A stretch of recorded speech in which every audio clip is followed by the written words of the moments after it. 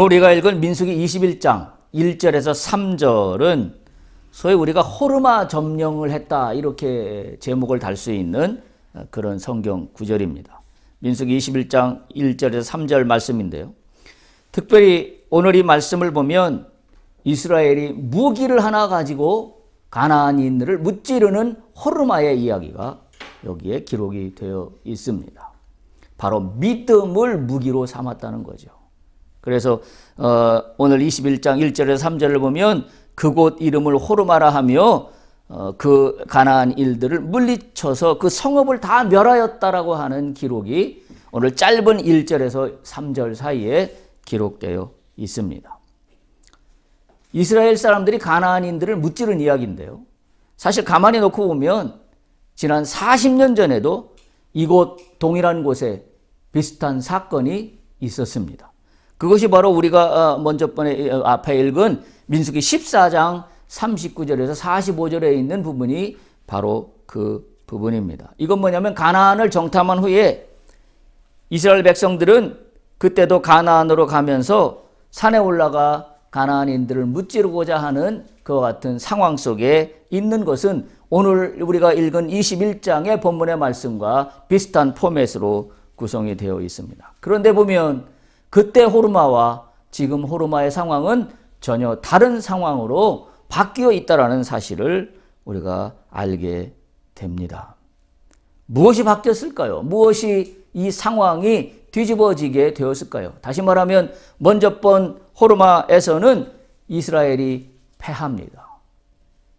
그런데 오늘 주 본문인 21장에 보면 이스라엘 사람들이 호르마에서 승리합니다. 이 두 기사를 통하여 우리가 무엇을 알 수 있고 무엇을 깨달을 수 있는지를 다시 한번 점검하는 그런 시간이 되기를 바랍니다. 그래서 이번 주 말씀의 제목을 이렇게 정했습니다. 절망이 바뀌어 희망이 된 호르마. 예전의 호르마는 실패와 좌절과 절망으로 남겨진 곳이었습니다. 그런데 오늘 주 본문 21장 1절에서 3절을 보면 이 호르마는 이스라엘 백성들의 승리로 기록된 호르마로 남아 있습니다. 무엇이 이 차이를 가져왔을까요? 동일한 사건에 동일한 포맷에 동일한 장소에서 있었던 사건이지만 성경은 분명하고도 명확하게 이 차이를 민수기 14장과 민수기 21장에서 기록하고 있기 때문에 그렇습니다. 절망이 바뀌어 희망이 된 호르마. 오늘 이 말씀을 통하여 은혜의 시간이 되기를 바라겠습니다. 가데스 바네아에서 북진하는 이스라엘 백성들에게 이제부터는 실질적인 전투가 곳곳에서 앞으로 펼쳐지게 되는 그런 상황 속에 지금 있습니다. 특별히 오늘 본문에서 이 아랏 왕이라고 하는 사람은 이스라엘 백성들이 자신의 어떤 그 길 주변을 지나가는 것들을 통하여 자신들을 위협하는 것으로 간주하게 됩니다. 그래서 먼저 공격을 해옵니다. 그래서 오늘 본문에 보면 1절에 보면 이스라엘을 쳐서 그 중에 몇 사람을 사로잡았다라고 오늘 본문은 기록하고 있습니다. 이들이 동쪽 네게브를 지나 유대 산지로 향하는 이스라엘의 북진을 정면으로 막고 있는 그런 상황입니다. 참 이런 걸 보면 우리가 신앙에서 분명하게 명심해야 될 것이 하나가 있는데, 자, 가나안으로 가는 상황은 정해져 있습니다. 왜냐하면 하나님이 약속하셨기 때문에. 그러면 대부분 우리는 어떤 생각을 하냐면 가나안으로 정해졌으니 이제 아무런 문제 없이 그저 지나가기만 해서 가나안에 도착하면 된다라고 생각하는 게 일반적인 상식입니다. 그런데 성경의 이야기를 보면 어디에도 그렇게 전개되는 이야기는 한 곳도 없습니다. 한 곳도 없어요. 여러분 가장 가까운 예로 아브라함이 아들을 주겠다고 하는 그런 언약을 받습니다. 그런데 그럼 아들을 주겠다고 했으면 바로 그 다음 해든지 아들이 나와야 되는 거 아닌가요? 그런데 어떤 상황이 벌어집니까? 사라가 경수가 끊어지는 일까지 발생합니다. 그러니까 아들을 주시겠다고 약속은 했는데 아들을 주시기는커녕 오히려 더 상황은 역전되는 것처럼 보여지는, 오히려 더 길이 막히는 것처럼 보여지는 상황으로 성경의 이야기들은 대부분 진행됩니다. 그러면 요 시점에 필요한 게 뭐냐라는 거죠. 요 시점에. 자, 가나안으로 가는 약속은 주어졌어요. 자, 그런데 지금 상황은 전혀 가나안으로 가는 거에 어울리지 않는 여러 가지 어려운 환경들이 자꾸 나타납니다. 하나님은 이걸 뭘 원하실까라는 겁니다. 약속을 주셨어요. 가나안으로 가게 돼 있어요. 우리는 가나안으로 걸어가기만 하면 됩니다. 그런데 순탄한 길만 있는 게 아니라 중간에 가나안으로 갈 수 있을까라는 의심할 수밖에 없는 역전의 상황들이 계속해서 발생합니다. 어려운 문제들이 계속 발생하는 거죠. 이 과정에 있는 부분을 성경은 뭐라고 그래요? 한마디로 이걸 믿음이라고 그러는 겁니다. 그러니까 믿음이라는 게 뭐냐?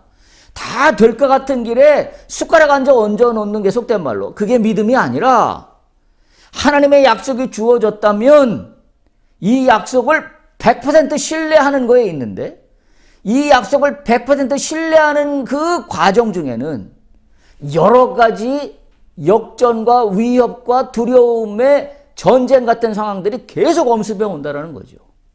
이걸 어떻게 해야 돼요?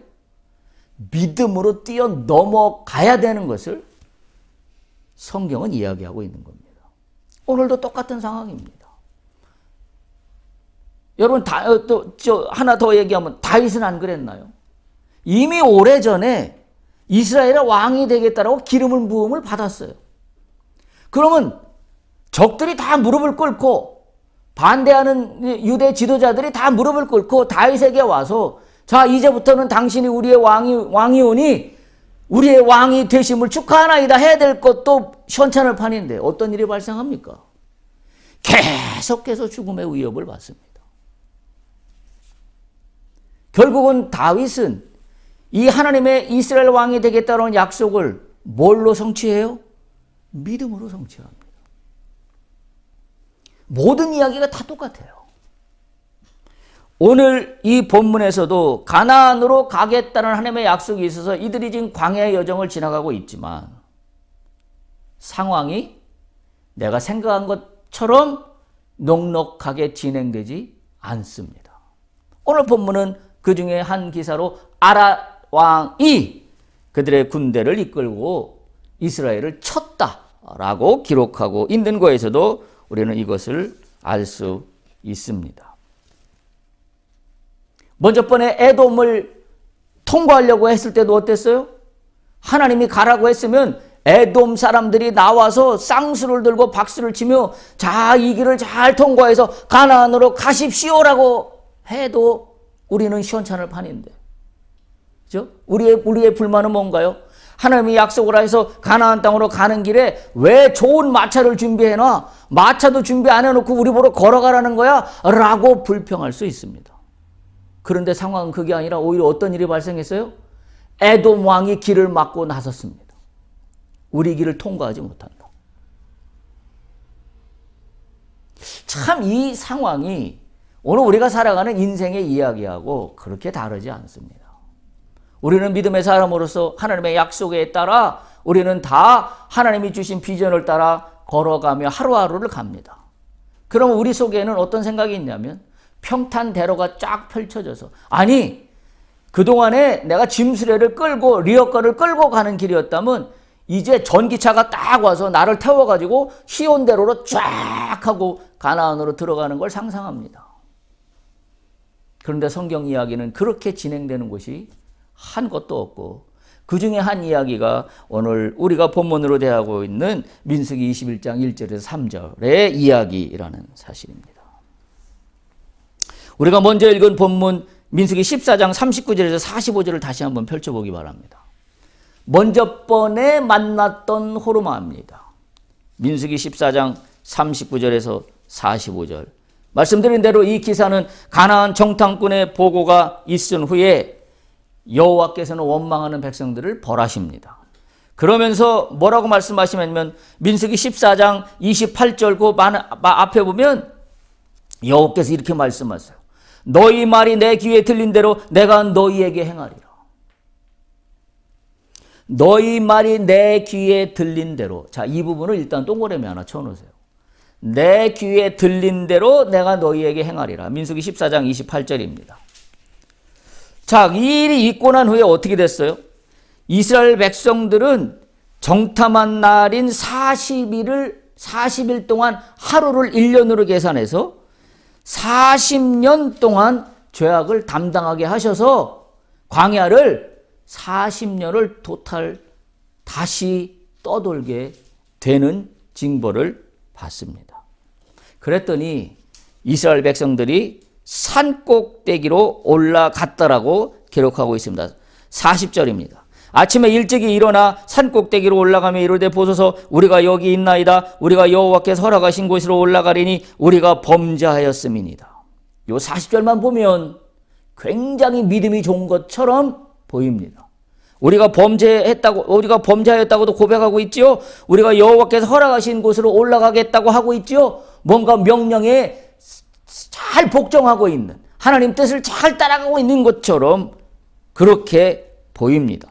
그러면서 아침에 일찍 일어나서 산 꼭대기로 올라가서 우리가 여기 있다라고 여호와 앞에 고합니다. 참 믿음이 있어 보이는 대목이 40절입니다. 가만히 보면 우리의 신앙생활 모습하고 비슷한 점이 너무나 많습니다. 하나님 뜻대로는 상관없이 주여 내가 여기 있나이다. 내가 하나님의 허락하신 곳으로 올라가고 있습니다. 주여 내가 범죄했습니다. 그러면서 내가 이 길을 가겠습니다. 라고 하고 있는 모습하고 어쩌면 이렇게 오늘날 우리의 모습하고 똑같은 모습인지 알 수가 없습니다. 그런데 보세요. 이것이 믿음의 모습이 아니라 믿음을 가장한 죄악된 모습인 것을 바로 41절에 이어서 이야기하고 있어요. 보세요. 41절. 모세가 이르되 너희가 어찌하여 이제 여호와의 명령을 범하느냐 이 일이 형통하지 못하리라. 40절만 보면 우리가 범죄했다고 그러고 우리가 잘못했다고 그러고 여호와께서 허락하신 곳으로 이제부터 올라가겠다라고 하는데 모세는 정반대의 이야기를 합니다. 42절에 이렇게 이야기합니다. 여호와께서 너희 중에 계시지 아니하니 올라가지 말라. 너희가 대적 앞에서 패할까 하노라. 무슨 뜻이에요? 여호와의 뜻이 아니라는 겁니다. 하나님의 뜻은 지금 이스라엘 백성들이 40절에 이야기하고 있는 것처럼 자신의 죄를 고백하고 자신의 죄를 뉘우치며 여호와께서 허락하신 곳으로 올라가겠다는 말이 가증스러운 말입니다. 믿음이 아닙니다. 이거는 믿음의 행위가 아닙니다. 이거는 하나님을 속이는 행위입니다. 아니 하나님을 속이는 게 아니라 하나님을 무시하는 행위입니다. 왜? 여호와의 뜻이 아닌데 자신의 뜻대로 하겠다라는 것이기 때문에 오히려 이거는 여호와를 경멸하는 겁니다. 능멸하는 겁니다. 여호와를 경홀히 여기는 겁니다. 우습게 여기는 처사입니다. 44절 보세요. 뭐라고 하고 있나요? 그들이 그래도 산 꼭대기로 올라갔다. 말 듣지 않아요. 그리고 이렇게 주장합니다. 이게 믿음이라고. 이게 믿음의 행위라고. 우리는 믿음으로 간다고. 주님의 뜻대로 한다고. 주님의 뜻이 아닌 건 뭐예요? 44절에 명확히 써 있잖아요. 뒤에 뭐라고 써 있어요? 여호와의 언약궤와 모세는 진영을 떠나지 아니하였더라. 이때 당시 상황이 어땠어요? 언약궤가 출발해야 이스라엘 백성들이 움직이는 게 정상이었잖아요.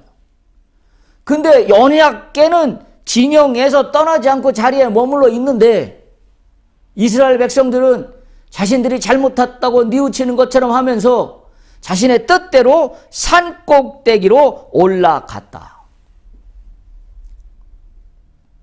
믿음을 가장한 죄악된 모습입니다. 참으로 안타까운 모습이 아닐 수 없습니다. 45절 그랬더니 어떻게 됐어요? 아멜렉인과 산간지대에 거주하는 가나안인이 내려와 그들을 무찌르고 호르마까지 이르렀더라.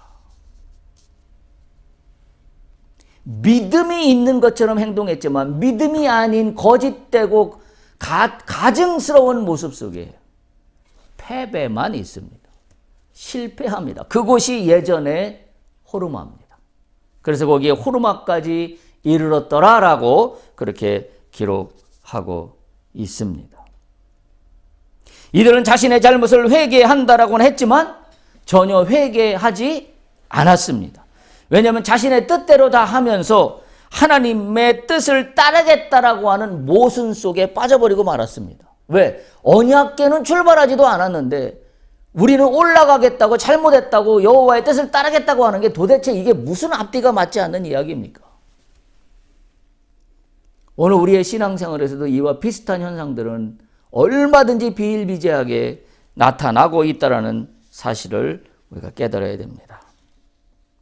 자, 오늘 본문으로 돌아갑니다. 민수기 21장입니다. 그리고 38년이 지났습니다. 이스라엘은 이제 20대 제2세대들로 바뀌었습니다.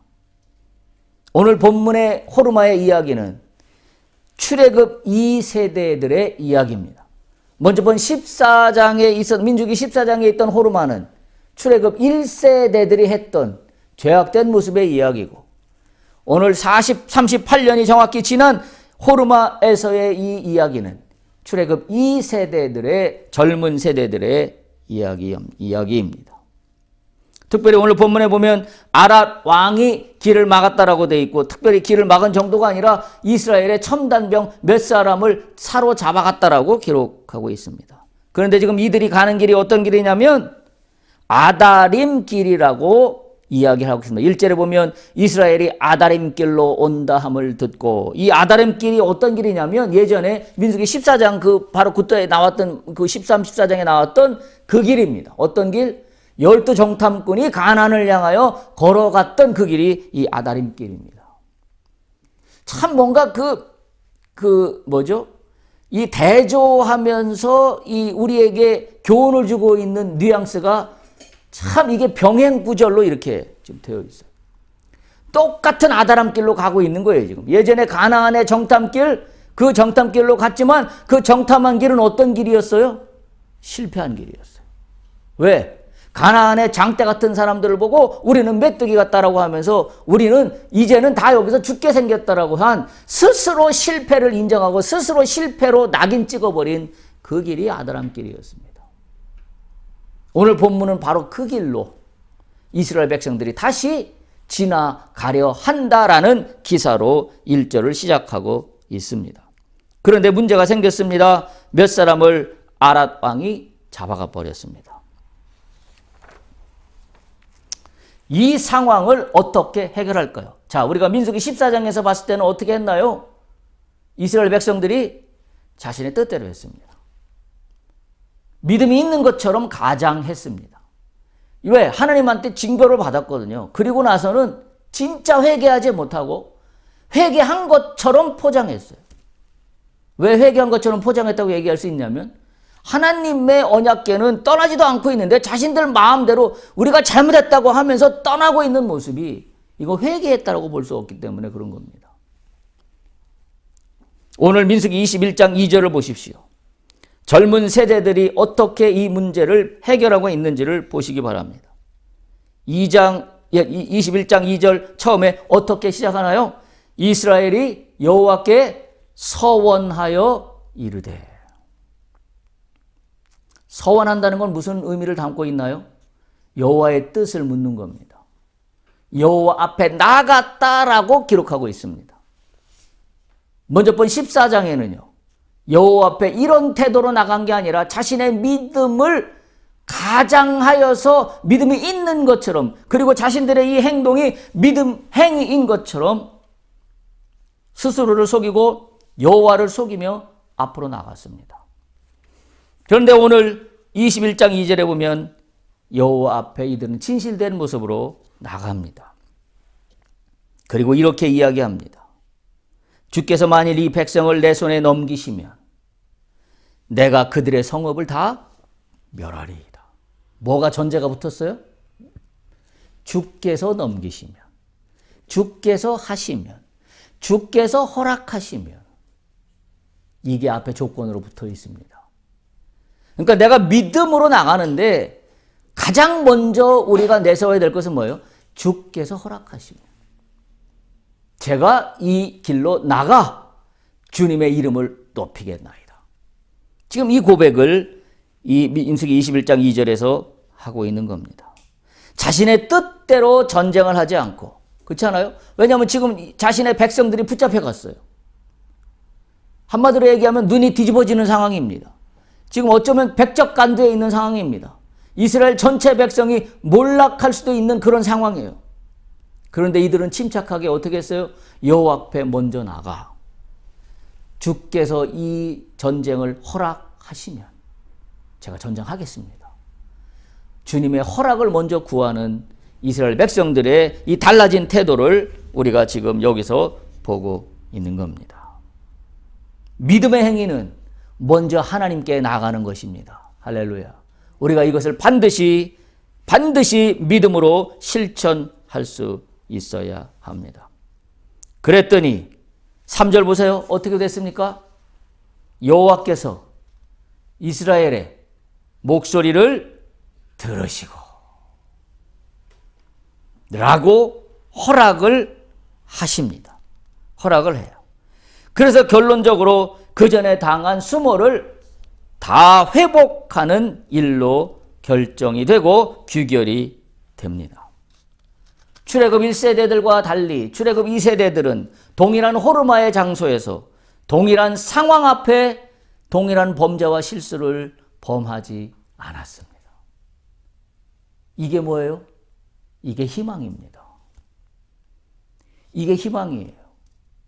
우리가 죄된 경험과 우리가 죄악된 경력들을 갖고 있어요. 자, 그런데 그것이 호르마라고 가정합시다. 우리가 똑같은 죄를 저질렀던 바로 그곳이 어떤 곳이 될 수 있는 거예요? 희망의 장소로 바뀔 수 있는 겁니다.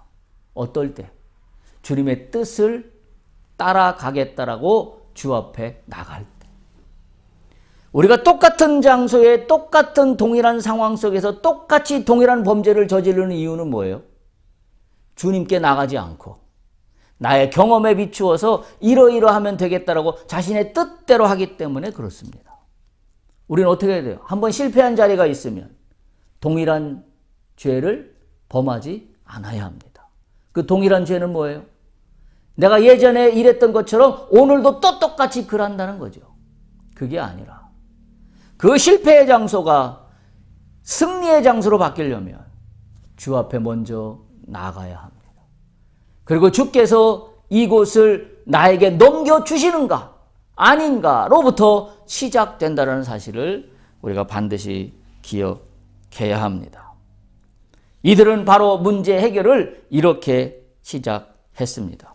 다시 한번 볼까요? 3절 민수기 21장 3절을 보면 여호와께서 이스라엘의 목소리를 들으셨다 그랬어요. 자, 이게 첫 번째 스텝입니다. 여호와께서 들으셔야 돼요. 우리의 소리를 들으셔야 됩니다. 우리의 소리를 듣고 계십니다. 여기서 듣는다는 것은 어떤 행위를 통해 듣게 되나요? 우리가 주께 나아가 무릎을 꿇고 기도할 때 주님은 우리의 소리를 듣게 됩니다. 그냥 주께서 알아서 하시겠지? 아닙니다. 우리의 목소리를 들으십니다. 그리고 두 번째 어떻게 되나요? 두 번째 단어는 가나안 사람을 그들의 손에 넘기셨다. 아직 승리한 건 아니에요. 근데 하나님이 넘기십니다. 우리가 아직 문제가 해결된 건 아니에요. 그런데 하나님이 문제를 넘기십니다. 누구 손에? 내 손에. 하나님 손에. 하나님의 능력으로 내 손으로 해결할 수 있도록 주님이 넘겨주십니다. 내가 해결할 수 없는 문제 앞에 있어요. 그런데 관건은 뭐예요? 주님이 이 문제가 해결되도록 내 손으로 넘겨주실 때 문제가 해결됩니다. 그 첫 번째는 무슨 단추예요? 여호와께서 목소리를 들으시고 그랬더니 주께서 문제를 넘겨주시고 그리고 세 번째 어떻게 됐어요? 그들과 그들의 성읍을 다 멸하니라. 끝났습니다.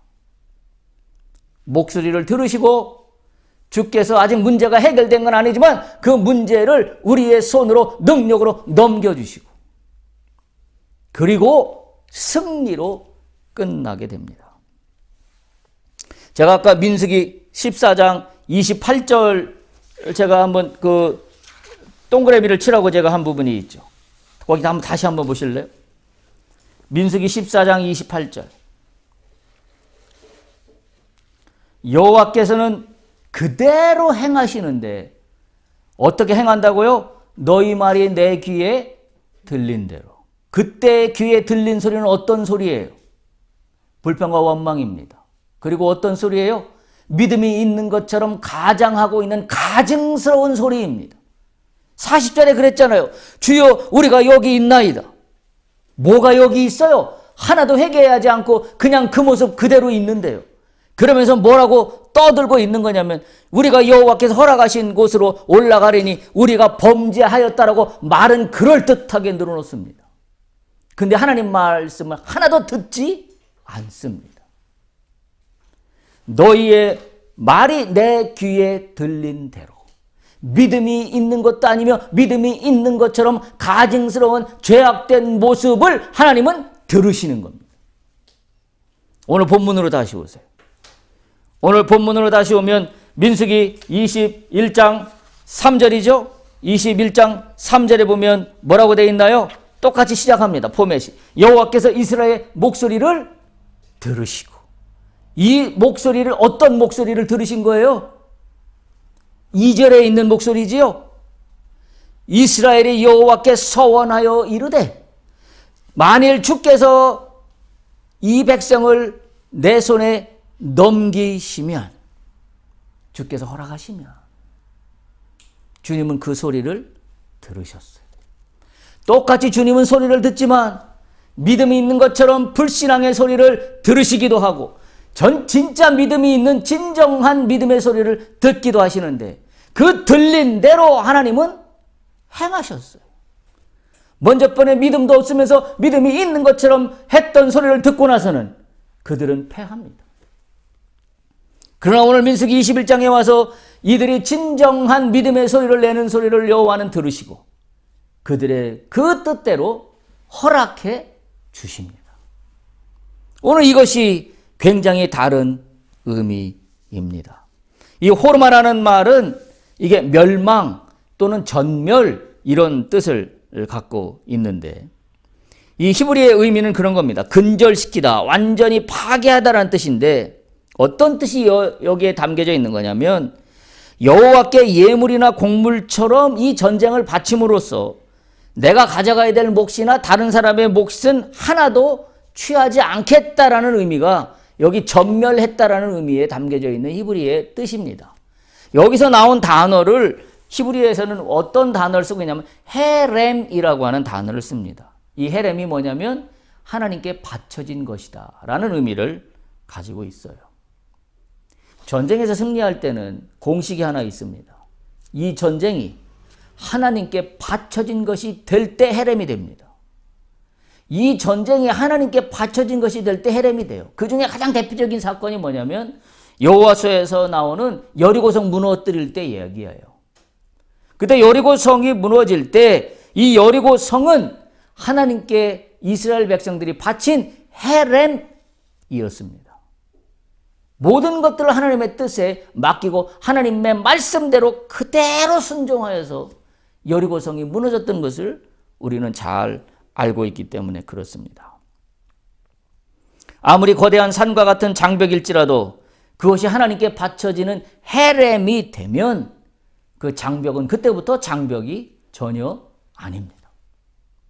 가나안 정탐꾼들이 민수기 13, 14장에서 보여준 것처럼 그 길로 걸어가서 가나안의 창대 같은 사람들을 만났지만 이 가나안으로 통과하는 이 모든 여정이 하나님께 바쳐지는 순간 가나안의 창대 같은 사람들은 더 이상 문제가 되지 않습니다. 그런데 지난번 민수기 14장에서 이스라엘 백성들이 가지고 있던 문제는 뭐예요? 가나안의 창대 같은 사람들을 보면서 이 여정이 하나님께 바쳐진 여정이 아니라 자신의 여정이 되어버리기 때문에 절대적으로 우리보다 우위에 있는 군사력과 신체적인 조건을 보는 순간 이들은 나락으로 떨어지고 말았습니다. 그래서 우리는 메뚜기 같다라고 고백하고 있는 게 바로 그래서 나오고 있는 겁니다. 그러나 오늘 21장에 보여주고 있는 이스라엘 백성들처럼 이 전쟁이 헤렘이 되어요. 하나님께 바쳐진 전쟁이 되는 순간 이 장벽은 전혀 문제가 되지 않습니다. 왜? 하나님이 허락하시면 상황은 끝난 거기 때문에요. 어떻게? 들으시고 넘겨만 주시면 결과는 승리하게 되어 있기 때문에 그렇습니다. 지금까지 여정에서 이스라엘은 상처투성이었습니다. 이유는 죄악과 불신앙, 특별히 불평과 원망으로 점쳐진 이들의 광야 지난 한 38년여 동안의 여정은 다 하나님 귀에 들렸습니다. 하나님 귀에 들려서 상처뿐이었습니다. 그런데 오늘 21장에 들어와 비로소 희망을 발견하고 위로함을 받습니다. 이들은 상처 가운데도 있었습니다. 지난 38년간 불신앙과 불평과 원망으로 있었습니다. 그럼에도 불구하고 오늘 은혜가 되는 말씀은 어디에 있냐면 바로 3절에 있습니다. 21장 3절 들으시고에 있어요. 어떻게 하셨다고요? 여호와께서 이스라엘의 목소리를 들었다고. 38년간 불평과 원망만 쏟아놨는데 하나님께서는 어떻게 하셨다고요? 또 들으셨다고요. 그들의 목소리를 들으셨습니다. 이게 우리에게 위로가 됩니다. 우리가 지난 시간 동안 우리가 살아오는 믿음의 여정 동안 우리가 불신앙의 모습, 불평과 원망의 모습, 여러 가지 죄악된 모습들이 있었지만 우리에게 위로가 되는 것은 나의 이 불충한 모습이 있음에도 불구하고 하나님은 여전히 내 목소리를 듣기를 원하신다는 사실이에요. 저는 이 말씀이 위로가 되었습니다. 야, 이런 상황인데도 또 하나님은 이스라엘 백성들의 소리를 들으시고 거기에 응답하셨기 때문입니다. 전쟁이 하나님께서 주도하시는 거룩한 전쟁이 되는 바로 그 순간입니다. 여호와께 나아가 당신의 허락을 득하는 순간 이 모든 상황은 하나님이 원하시는 대로 성취되는 것을 맛보게 되며 산다는 사실을 우리가 반드시 기억해야 합니다. 전쟁이 하나님의 주관하심이 되는 순간 그 전쟁은 하나님께서 하시는 전쟁이 됩니다. 그리고 그 전쟁은 하나님의 뜻에 따라 결정이 됩니다. 하나님이 함께 하시면 희망입니다. 이걸 반드시 기억해야 합니다. 우리가 절망과 희망의 갈림길은 어디에 있냐? 하나님이 함께 하시느냐 하시지 않느냐의 기준에 따라 나눠진다는 사실을 우리가 반드시 기억합니다. 반대로 우리의 뜻대로만 한다라고 한다면, 다른 말로 표현해서 하나님의 뜻과 상관이 없다면 그 전쟁은 절망입니다. 패배입니다. 실패입니다. 하나님의 능력을 힘입어 승리할 수 있는 것이 희망입니다. 우리가 그래서 희망을 이렇게 정리해야 돼요. 하나님의 능력을 힘입을 때가 희망이다. 하나님께서 우리의 소리를 들으실 때가 희망이다.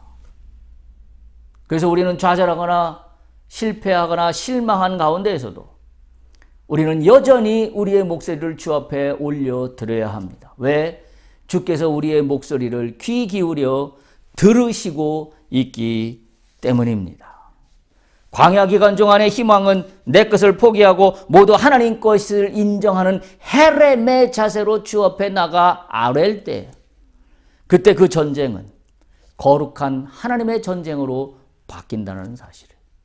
지금 내가 광야의 길을 걸어가고 있지만 이 광야의 길이 참 비천하고 어렵고 고난의 길처럼 보이지만 이 광야의 길 자체가 헤렘이 되어 주 앞에 바쳐지는 순간 이 광야의 길은 가나안으로 들어가는 유일한 길이 될 수 있다는 사실을 우리가 반드시 발견한다면 그 자체가 희망입니다.